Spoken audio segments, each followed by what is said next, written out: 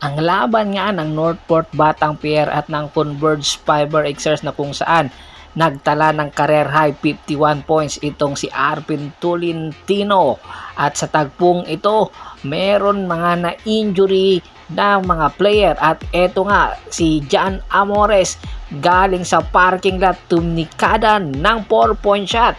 para maipanalo ang Northport Batang Pier. At sa tagpong ito na nagkaroon pa ng injury si Justin Arana na kung saan double whammy nga ng Converge Fiber Xers. Sa pagsisimula pa lang ng laban, talagang mainit na ang kanilang outside shooting ng Northport Batang Pier, pero dumikit ito ng hanggang 5 puntos ang Converge Fiber Xers, at simula noon ay tuluyan na nga nag-init ang Northport Batang Pier. Sa simula ng second quarter, ito tumikada at inatake ni Arvin Tolentino hanggang sa third quarter hanggang fourth quarter na kung saan uminit talaga itong si Arvin Tolentino at kumitikada ng mga 3-point shot, kasama na dito si Binky Juiz na nagbablock party para pangunahan ang Northport Batang Pier.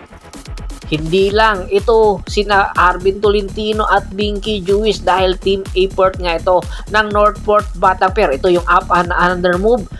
at ito yung outside shooting ni Gio Halalon para itala ang kanilang